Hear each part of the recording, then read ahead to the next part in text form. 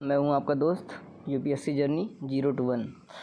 अच्छा, UPSC journey तो ठीक है, लेकिन आप सिर्फ यूपीएससी के हवाले सारी तैयारी नहीं कर सकते हैं। जो और एग्ज़ाम्स, कुछ अच्छे अच्छे एग्ज़ाम्स होते हैं, आप उनको भी दे सकते हैं।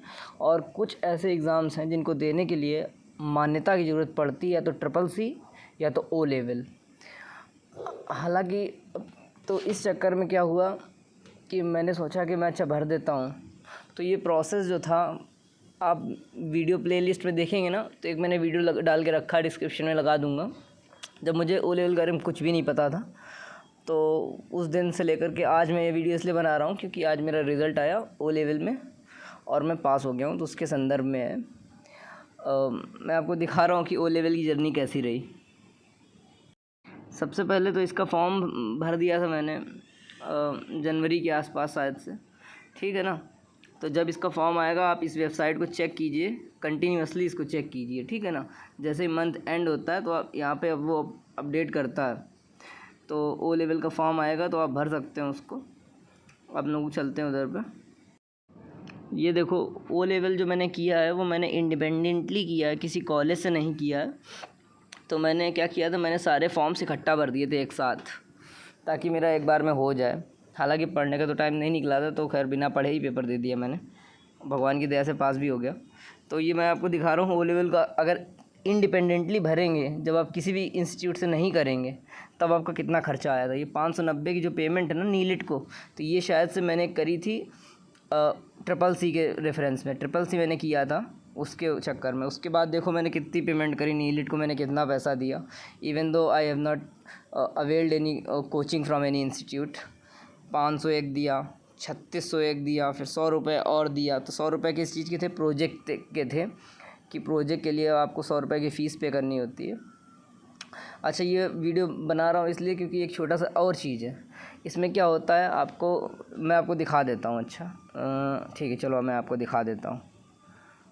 तो पहली बात तो ये है कि जब मैंने इंडिपेंडेंटली किया, किसी भी कॉलेज से नहीं, मतलब कोई कोचिंग नहीं करी, तो मेरा कितना पैसा लग गया इसमें? 3600, 3700, 7 5 12, 4200, 100 रुपये और लगा, 4300 और ये 590 ट्रिपल सी का जोड़ दें, तो मोटा मोटा मान लीजिए, जब मैंने किसी और रिसोर्स को फॉलो नहीं किया, तो मेरा 5000 रुपये ओ लेवल को और ट्रिपल सी दोनों को करने में लग गया, है ना।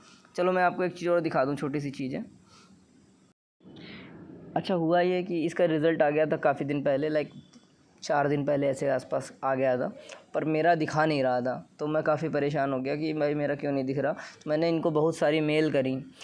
अच्छी बात ये है कि जो भी मेल हैंडल करता है नीलिट का, उस व्यक्ति ने मेरी सारी मेल्स का रिप्लाई किया, और मैं इस बात से बहुत खुश हूँ और मैं उनका जो है आभारी हूँ एक तरीके से। क्योंकि चीज़ें क्लियर नहीं हो पाती हैं, बहुत सारी चीज़ें होती हैं जो नहीं क्लियर हो पाती हैं यार। तो इस वजह से मुझे बड़ी दिक्कत हो रही थी। मैंने क्या किया, मैंने प्रैक्टिकल का 100 रुपये फ़ीस पे कर दी, ठीक है, लेकिन उसमें वो दिखा ही नहीं रहा था। तो एक ये प्रॉब्लम, इनका एक्चुअली सिस्टम ना, जो नीलिट की वेबसाइट है उसमें थोड़ा सा एरर है मेरे हिसाब से, क्योंकि वो अपडेट नहीं करता है। आप बार बार पे करते जाएंगे, वो तब भी नहीं दिखाएगा आपको कि आपने फ़ीस पे करी कि नहीं करी, ठीक है। तो ये मेरा रिज़ल्ट है। मेरा पीसीएस का मेंस का पेपर लगा हुआ था 23 तारीख को, और पहले क्या हुआ था कि इसका एग्ज़ाम होना था ओ लेवल का, पहले होना था, मेरे को डेट वेट नहीं याद है। तो वो पोस्टपोन हो गया था कोरोना के चक्कर में, ठीक है। फिर जब इसका जो नई डेट आई थी ना, तो वो आई थी तब जब यूपी पीसीएस मेंस लगा हुआ था। तो फिर मैंने सोचा भाई मैं तो भाई मेंस तो देने जाऊँगा, ये तो नहीं दूँगा। फिर मैं मेंस देने चला गया। मेंस 4 दिन 5 दिन उसमें लग गया वहाँ पर। तो मुझे लगा कि मेरा तो टाइम कट गया, मेरा पैसा भी सब बर्बाद हो गया और मैं कर भी नहीं पाया। हालांकि मेरे को पता चला कि पेपर पोस्टपोन हो गया था, तो फिर मेरे को मतलब पढ़ नहीं पाया, मैं सीधा पेपर देने चला गया। पेपर हुआ इसका, मैं पेपर दे के आ गया। तो ये मेरा रिज़ल्ट है। तो देखो, भगवान की दया से मैं पास हो गया हूँ। तो इसमें क्या है, मेरे को पहले वाले में बी मिला, दूसरे वाले में बी मिला। प्रोग्रामिंग में मुझे तो लग रहा था मैं फ़ेल हो जाऊँगा, क्योंकि कुछ भी नहीं पढ़ा था। हालांकि मैंने 2-3 क्वेश्चन ठीक से किए थे, हाँ। तो मैं शायद से पास हो गया हूँ। इसमें सी आ गया मेरा ना। और मेरा प्रोजेक्ट नहीं दिखा रहा था, तो प्रोजेक्ट सबमिटेड दिखा रहा है अभी। ये मैं आपको क्यों दिखा रहा हूँ, इसकी 2-3 चीज़ें। पहली चीज़ तो मैं खुश हूँ कि इन्होंने मेल मेरे रिप्लाई किए। दूसरी चीज़, मेरा रिज़ल्ट आ गया इस वजह से। तीसरी चीज़ ये है कि ये लोग प्रोजेक्ट क्या होता है इसमें, जब आप किसी इंस्टीट्यूट से करते हैं ना, तो इंस्टीट्यूट वाले आपका प्रोजेक्ट सबमिट करवा देते हैं प्रोजेक्ट के नाम पे क्या होता है, एक प्रोफार्मा होता है, इंटरनेट पे अवेलेबल है, अगर डालोगे ना नीलिट प्रोजेक्ट प्रोफार्मा ऐसे डाल दोगे तो आ जाएगा, उसको भर करके सेंड करना होता है, ठीक है। तो अगर आप किसी इंस्टीट्यूट से करेंगे तो इंस्टीट्यूट वाले क्या करते हैं, उस प्रोजेक्ट को सबमिट करने भर का 1,000 रुपये ले लेते हैं, 1,000 या 1200-1500 जितना वो ले सकें उतना ले लेते हैं, ठीक है। लेकिन हकीकत में इतना पैसा नहीं लगता है, 100 रुपये प्रोजेक्ट की फ़ीस है, वो फ़ीस दीजिए और फिर जो है अगर आप एग्ज़ाम पास, अच्छा प्रोजेक्ट के बारे में एक ज़रूरी इन्फॉर्मेशन ये है कि जब आप 2 पेपर क्लियर हो जाएगा आपका, जैसे मेरा मान लो 4 पास हो गया हो, 5 पास हो गया हो ना, प्रैक्टिकल में भी पास हो गया, तो अगर 2 पेपर आपका मिनिमम क्लियर रहेगा तभी आप प्रोजेक्ट के लिए अप्लाई कर सकते हैं, ये बात है। और प्रोजेक्ट के लिए कोई ग्रेड नहीं मिलता है इसमें, ठीक है।